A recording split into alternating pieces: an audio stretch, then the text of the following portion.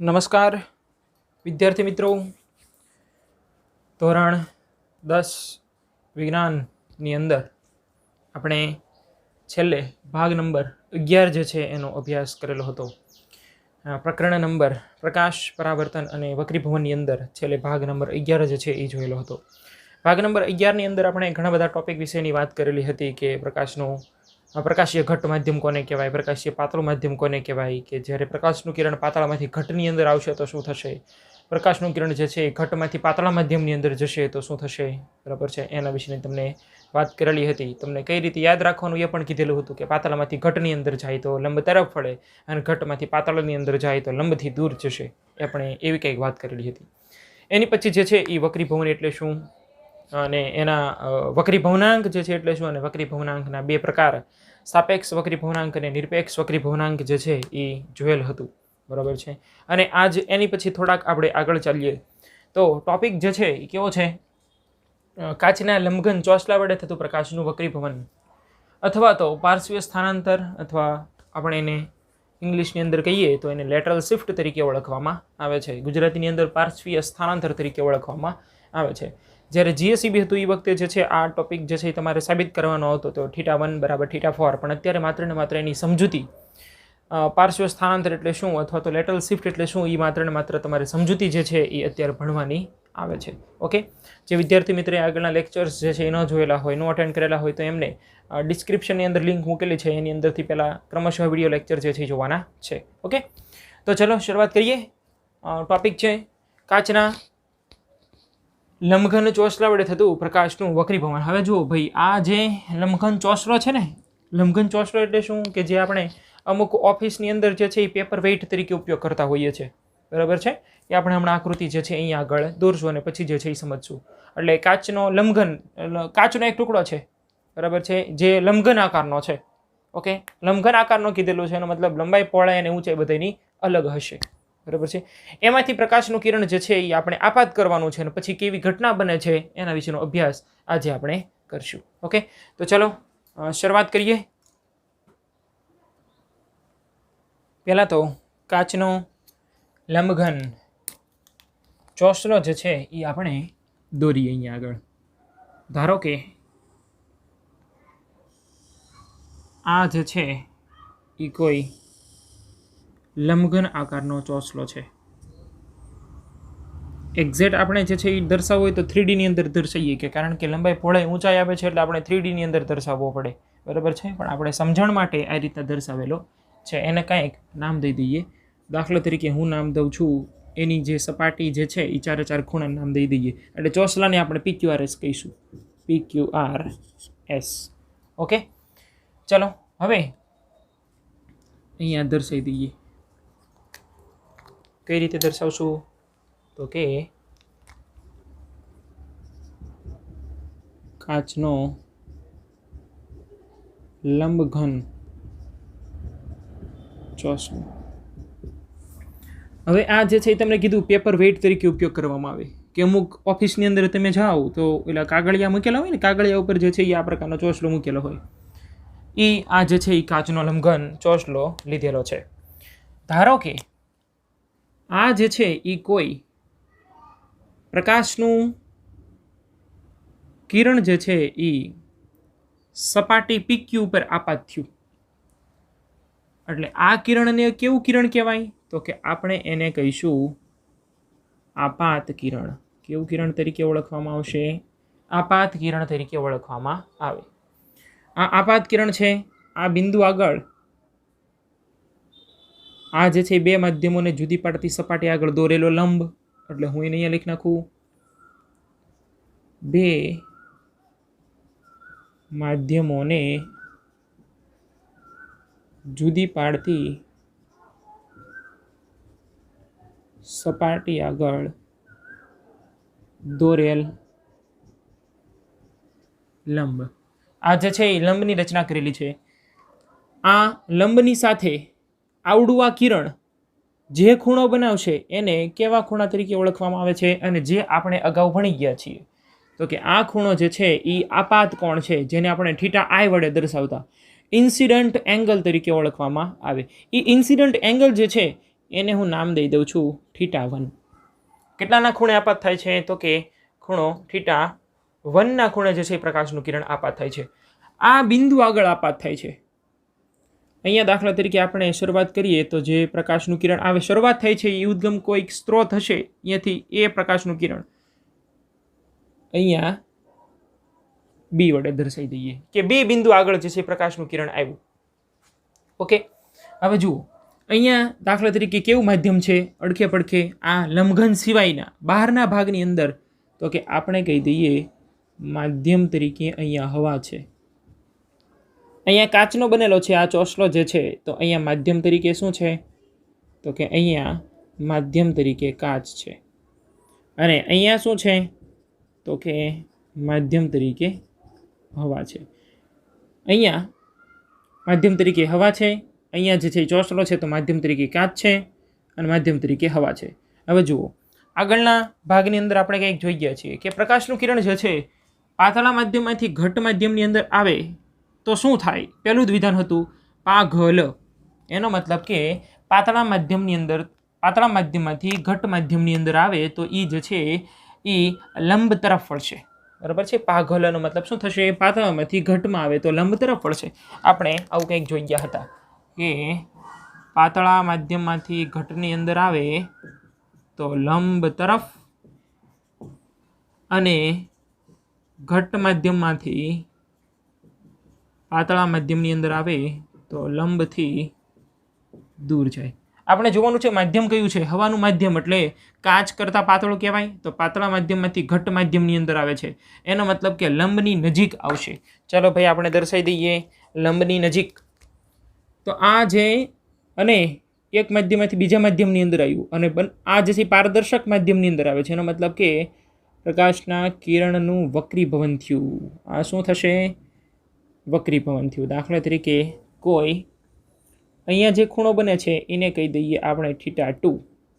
Okay, અને આ બિંદુ આગળ જે પ્રકાશનું કિરણ આવે છે એ બિંદુને કંઈક નામ દઈ દઈએ. દાખલા તરીકે મેં દર્શાવ્યું છે બિંદુ C. ઓકે, હવે આ જે છે એ બે માધ્યમોને જુદી પાડતી સપાટી આગળ દોરેલો લંબ. આ જે છે એ શું છે? બે માધ્યમોને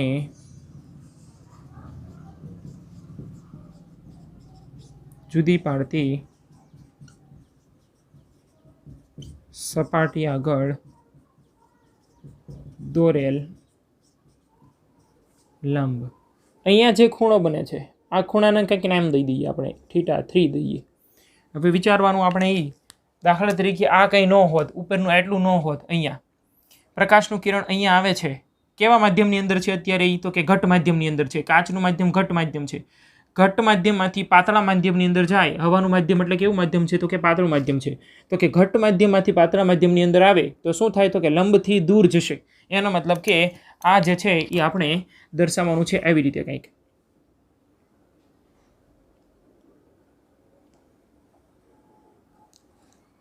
આ લંબ જે છે આ જે તમે દર્શાવેલો છે લંબથી દૂર ગયું એનો મતલબ કે અહીંયા એંગલ કેવો મળશે? મોટો મળશે, θ4. હવે જુઓ જોઈએ તમારે જે સમજવાનું છે એ હવે જ છે. પ્રકાશના અહીંયા કંઈક નામ દઈ દઈએ. દાખલા તરીકે D. પ્રકાશના કિરણની મૂળ દિશા કઈ હતી? તો પ્રકાશના કિરણની મૂળ દિશા આવી કંઈક હતી.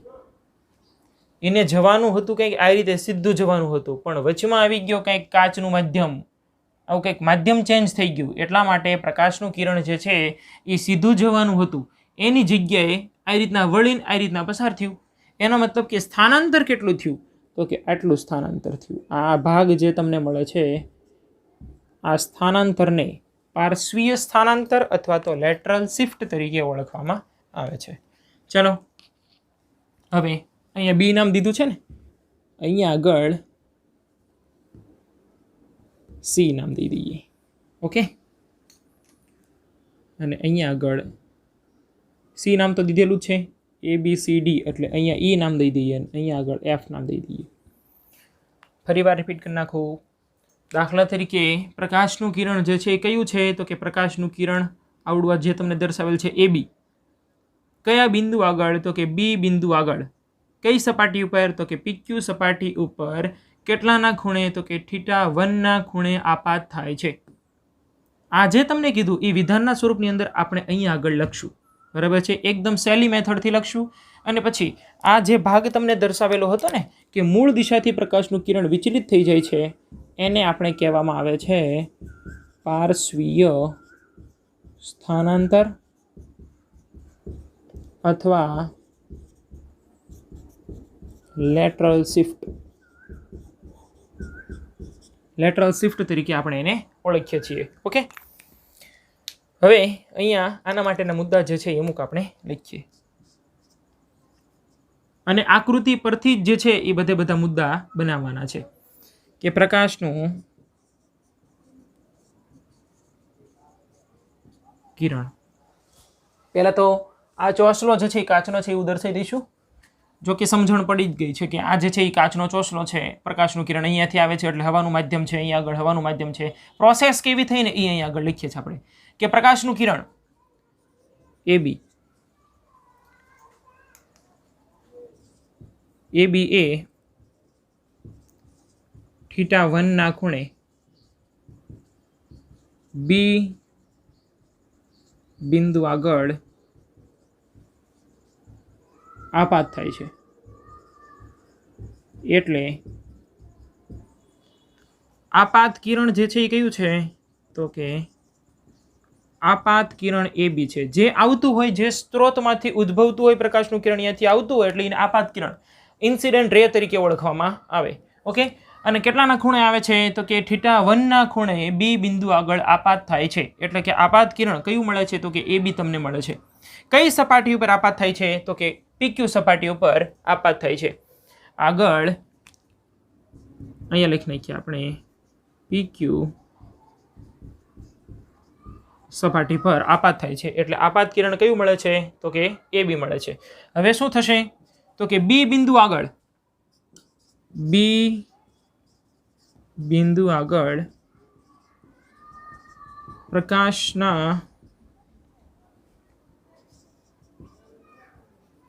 ડાયરેક્ટ દર્શાવી દઈએ. પ્રકાશનું કિરણ AB θ2 ના ખૂણે એનું વક્રીભવન થઈ જાય છે એટલે વક્રીભૂત કિરણ તમને કયું મળે છે તો કે BC મળે છે.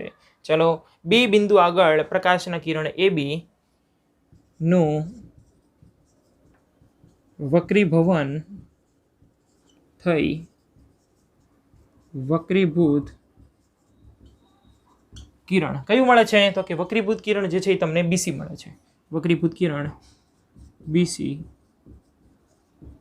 મળે છે. આ BC જે છે અહીંયા જુઓ શું લખેલું છે, B બિંદુ આગળ પ્રકાશના કિરણ AB નું વક્રીભવન થઈ વક્રીભૂત કિરણ BC મળે છે. કેટલાના ખૂણે વક્રીભવન થાય છે θ2 ના ખૂણે વક્રીભવન થાય છે. જેનું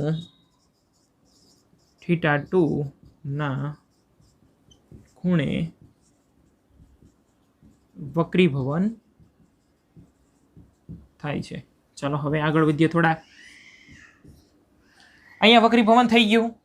હવે કદાચ તમને હમણાં કીધું હતું કે આ કિરણ ન હોય, કદાચ માત્ર ને માત્ર આટલું કિરણ, એટલે એ જે છે એ શું છે તો કે ઘટ્ટ માધ્યમમાંથી કેવા માધ્યમની અંદર આવે છે, પાતળા માધ્યમની અંદર આવે. અહીંયા હજી એક મુદ્દો વધારવો હોય તો આપણે વધારી શકીએ. કયો વધારવો હોય તો વધારીએ કે તો કે પ્રકાશનું કિરણ પાતળા માધ્યમમાંથી ઘટ્ટ માધ્યમની અંદર આવે. લંબની તરફ વળશે. ઓકે, આ ન હોય તો હવે પ્રકાશનું કિરણ ઘટ્ટ માધ્યમની અંદરથી હવે કેની અંદર જશે તો કે પાતળા માધ્યમની અંદર જાય. એટલે આ સપાટી જે છે તમને દર્શાવેલી છે એના માટે આવડું આ કિરણ એને આપાત કિરણ કહેવાય અને આ જે છે એનું વક્રીભૂત કિરણ થાય. પણ તમારે આખું જોવાનું છે. આપાત કિરણ આ જે છે એને આપણે નામ દઈ દઈએ આ કિરણ. વક્રીભૂત કિરણ ખાલી આ બંને જ હોય, આ ન હોય ઉપરનું, આ ઉપરનું ન હોય, આ બંને જ હોય તો આ આપાત કિરણ આ વક્રીભૂત કિરણ થશે. પણ ત્રણેય આપેલા છે, આ બહાર નીકળી જાય છે તો બહાર નીકળે ને એ કિરણને આપણે નિર્ગમન પામે છે એવું કિરણ કહીશું. એનો મતલબ કે નિર્ગમન કિરણ. શેના તરીકે ઓળખશું આપણે એને? નિર્ગમન કિરણ તરીકે ઓળખશું. એટલે આ જે છે એ જેટલાના ખૂણે આવે છે એ આપાત કિરણ વળી જાય છે, વક્રીભવન થાય છે, પાતળા માધ્યમમાંથી ઘટ્ટ માધ્યમની અંદર આવે છે તો લંબ તરફ વળે છે. કેટલાના ખૂણે? θ2 ના ખૂણે વળી જાય છે. તો આ જે છે વક્રીભૂત કિરણ હવે બહાર નીકળી જાય છે, તો આપણે એને નિર્ગમન કિરણ તરીકે ઓળખશું. ઓકે, એટલે અહીંયા લખેલું છે આપણે બે બિંદુ આગળ પ્રકાશના કિરણ એ બીનું વક્રીભવન થઈ વક્રીભૂત કિરણ BC મળે છે, જેનું θ2 ના ખૂણે વક્રીભવન થાય છે અને પાતળા માધ્યમમાંથી ઘટ માધ્યમની અંદર આવે તો લંબ તરફ વળશે. હવે આ કિરણ જે છે કિરણ BC, કિરણ BCA સપાટી SR માટે, સપાટી SR માટે,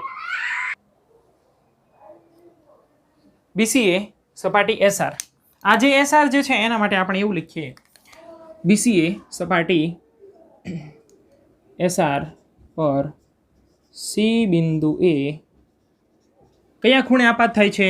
તો કે અહીંયા જો તમને દર્શાવેલ છે θ3 ના ખૂણે આપાત થાય છે. θ3 ના ખૂણે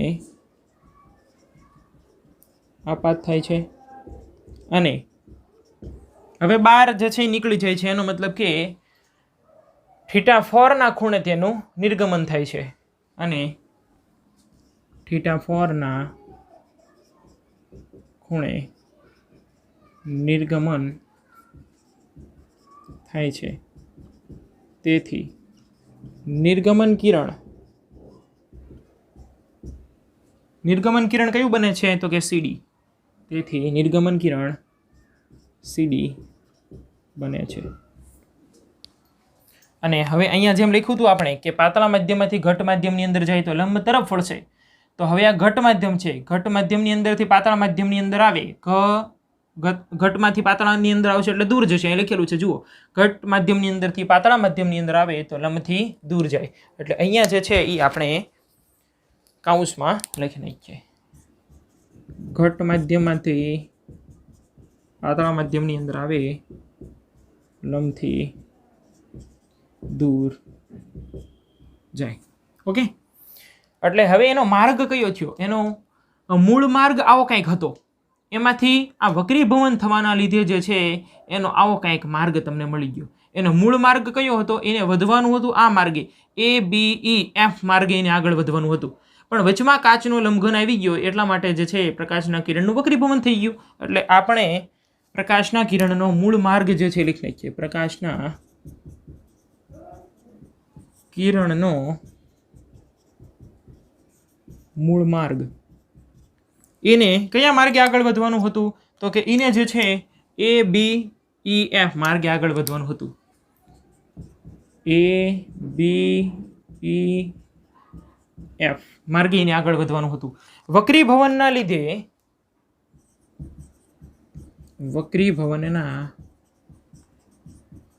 લીધે તેનો માર્ગ કેવો મળે છે જુઓ જોઈ. વક્રીભવન થયું છે એના લીધે પ્રકાશનું કિરણ જે છે ABCD માર્ગે આગળ વધે છે.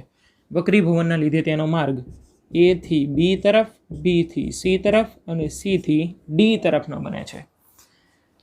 કેટલું સ્થાનાંતર થાય છે અહીંયા લખેલું છે જુઓ જોઈ, CE જેટલું સ્થાનાંતર થાય છે. તેથી CE જેટલું સ્થાનાંતર થાય છે, જેને લેટરલ શિફ્ટ અથવા પાર્શ્વીય સ્થાનાંતર કહેવાય. શેના તરીકે ઓળખવામાં આવે છે? પાર્શ્વીય સ્થાનાંતર અથવા તો લેટરલ શિફ્ટ તરીકે ઓળખવામાં આવે છે. હવે આ જે આપણે પાર્શ્વીય સ્થાનાંતર ને લેટરલ શિફ્ટ જે છે એ આખી સમજૂતી જોઈ અને પછી તમને કીધેલું. ઓકે, પણ હવે તમારે માત્ર ને માત્ર પાર્શ્વીય સ્થાનાંતર અથવા તો લેટરલ શિફ્ટની ડેફિનેશન લખવી હોય તો એ આપણે કઈ રીતે લખી શકીએ એના વિશે જોઈએ. લખીએ વ્યાખ્યા આપણે. તો ચલો વ્યાખ્યા.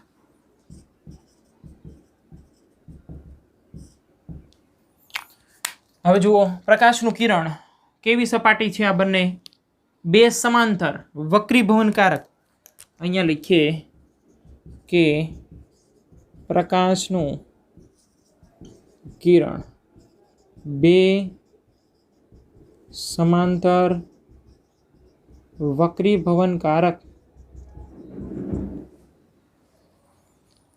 સપાટી, અહીંયા જે તમને દર્શાવેલ છે એ શું છે તો કે PQ અને સપાટી SR. પ્રકાશનું કિરણ બે સમાંતર વક્રીભવનકારક સપાટીમાંથી પસાર થાય ત્યારે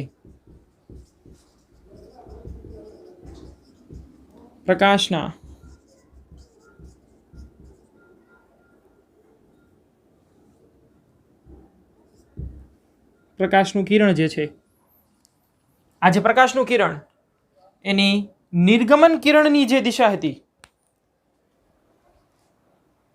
અને એની જે મૂળ દિશા હતી એમાંથી જે છે એ આટલું કંઈક સ્થાનાંતર તમને જોવા મળ્યું. એટલે અહીંયા શું લખશું આપણે કે પ્રકાશનું કિરણ બે સમાંતર વક્રીભવનકારક સપાટીમાંથી પસાર થાય છે ત્યારે પ્રકાશના કિરણનું વક્રીભવન થાય છે. એટલે આ જે છે આપણે વક્રીભવનનું લખ્યું, બરાબર છે. ચાલો હવે અને નિર્ગમન કિરણ કયું તો કે આ જે બહાર નીકળી જાય છે ઉડું કિરણ. નિર્ગમન કિરણનું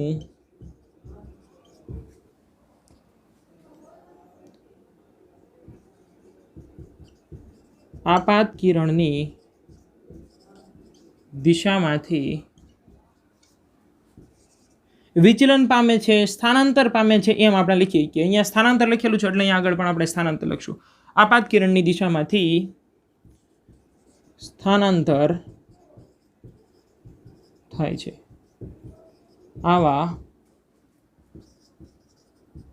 સ્થાનાંતરને શેના તરીકે ઓળખવામાં આવે છે? લેટરલ શિફ્ટ અથવા તો પાર્શ્વીય સ્થાનાંતર. લેટરલ શિફ્ટ અથવા તો બીજું નામ શું આવશે? પાર્શ્વીય સ્થાનાંતર. લેટરલ શિફ્ટ અથવા પાર્શ્વીય સ્થાનાંતર તરીકે ઓળખવામાં આવે છે.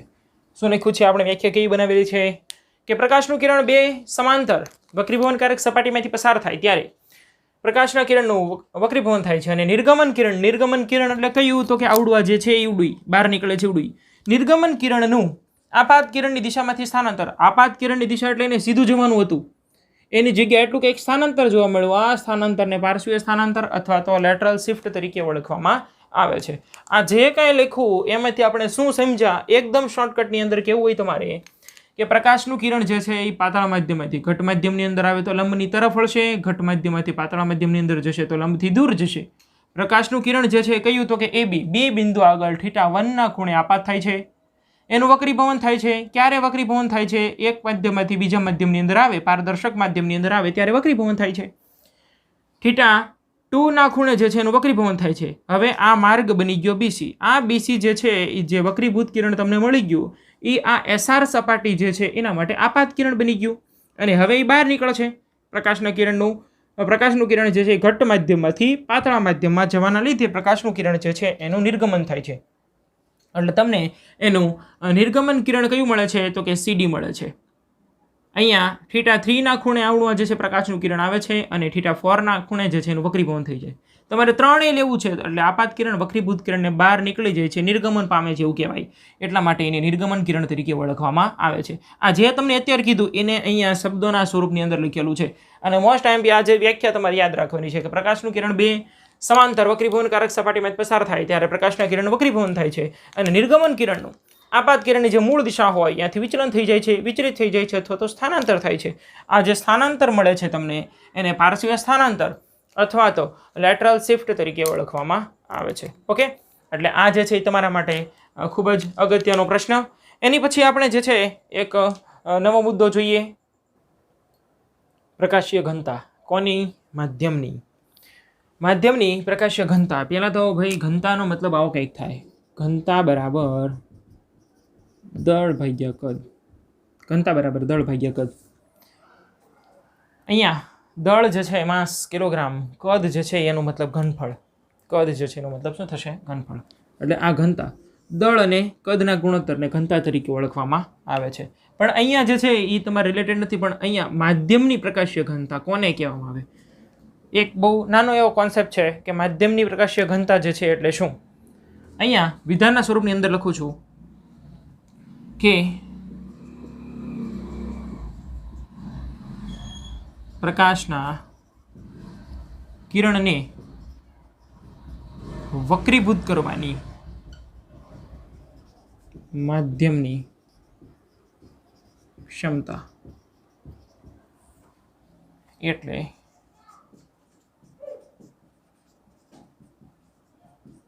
પ્રકાશીય ઘનતા. પ્રકાશના કિરણને વક્રીભૂત કરવાની, વક્રીભૂત કરવાનો મતલબ શું થાય ભાઈ? વાળવાની. કેવું માધ્યમ છે એની ઉપર ડિપેન્ડ કરે છે, બરાબર છે. દાખલા તરીકે આપણે હવાનું માધ્યમ લીધેલું હોય અને કોઈ મધનું માધ્યમ લીધેલું છે, કાચનું માધ્યમ લીધેલું છે, એની ઉપર જે છે ડિપેન્ડ કરે છે પ્રકાશીય ઘનતા જે છે. એટલે પ્રકાશના કિરણને વક્રીભૂત કરવાનો મતલબ શું થશે? વાળવાની. માધ્યમની જે ક્ષમતા છે, માધ્યમની જે કેપેસિટી છે એને પ્રકાશીય ઘનતા તરીકે ઓળખવામાં આવે છે. કોની? માધ્યમની. એટલે માધ્યમ ઉપર ડિપેન્ડ હોય છે. કેવું માધ્યમ? દાખલા તરીકે હવાનું માધ્યમ હોય તો અલગ હશે, કાચનું માધ્યમ છે તો અલગ હશે. આપણે કેરોસીનનું માધ્યમ લીધેલું હોય, માધ્યમ તરીકે કેરોસીન લીધેલું હોય તો એ જે છે એની પ્રકાશીય ઘનતા જે છે તમને અલગ જોવા મળે. ઓકે, તો પ્રશ્ન એવો થાય કે ભાઈ આ જે છે એ તમને એમ કીધું કે એની માધ્યમની કેપેસિટી જે છે એની ઉપર ડિપેન્ડ કરે છે ક્ષમતા જે છે, પ્રકાશીય ઘનતા જે છે. તો હવે હીરાનું માધ્યમ હોય કે પછી પાણીનું માધ્યમ હોય કે પછી કાચનું માધ્યમ હોય કે હવાનું માધ્યમ હોય, ખબર કેમ પડે કેટલી એની ઘનતા હશે? તો એ જે છે એના વક્રીભવનાંક ઉપર ડિપેન્ડ કરે છે. એનો મતલબ કે એક વિધાન લખું ને એટલે તમને ખબર પડી જાય કે જે માધ્યમનો વક્રીભવનાંક વધુ એની પ્રકાશીય ઘનતા વધારે, પ્રકાશીય ઘનતા વધુ. એટલે તમારે યાદ શું રાખવાનું? જેનો વક્રીભવનાંક વધારે હશે એની પ્રકાશીય ઘનતા વધારે હશે. દાખલા તરીકે આપણે હવા લીધેલી છે અને હીરો લીધેલો છે, તો હીરાનો વક્રીભવનાંક 2.42 છે અને હવાનો વક્રીભવનાંક 1 છે, 1.0003 એ રીતના આવે છે, પણ આપણે 1 લઈએ છીએ, બરાબર છે, 1.003. ઓકે, એટલે જેનો વક્રીભવનાંક વધારે એની પ્રકાશીય ઘનતા વધારે. જે માધ્યમનો વક્રીભવનાંક ઓછો એની પ્રકાશીય ઘનતા કેવી હશે? ઓછી હશે. ઓકે, હવે અલગ અલગ તમને કદાચ પરીક્ષાની અંદર એક્ઝામ્પલ આપીને કહીએ કે ભાઈ કાચ છે, કાચનો 1.5 સમથિંગ હોય છે અને પાણી છે 1.33 હોય છે, તો એની અંદર એની પ્રકાશીય ઘનતા કેવી, કોની વધારે ને કોની ઓછી? તો આપણને એના વક્રીભવનાંક ખબર હોય તો આપણને તરત ને તરત ખબર પડે. ઓકે, તો એક કોષ્ટક જે છે એનો ફોટોગ્રાફ તમને આની પાછળની સ્લાઇડની અંદર મોકલું છું કે એની અંદર જે છે વક્રીભવનાંક લખેલા છે. તો જેનો વક્રીભવનાંક વધારે હશે એની પ્રકાશીય ઘનતા વધારે હશે અને જેનો વક્રીભવનાંક ઓછો હશે એની પ્રકાશીય ઘનતા કેવી હશે? ઓછી હશે. એટલે આજ સુધીના જે કંઈ આપણે ટોપિક જોઈ ગયા એની અંદર આપણે અરીસાને રિલેટેડ જે છે ઘણા બધા ટોપિક હતા, વક્રીભવનને રિલેટેડ ઘણા બધા ટોપિક હતા. હવે એક નવો કોન્સેપ્ટ જે છે લેન્સનો આવે છે. જે કંઈ આપણે અરીસા માટેનું જોયું છે સેમ મેથડ જે છે એ આપણે લેન્સનું જોઈશું. ઓકે, તો ચાલો અહીંયા સુધી રાખીએ આપણે, અને આગળ જે છે લેન્સ વિશે વાત કરવાની છે એ આપણે ભાગ નંબર 13ની અંદર જોઈશું. ઓકે, થેન્ક યુ મિત્રો.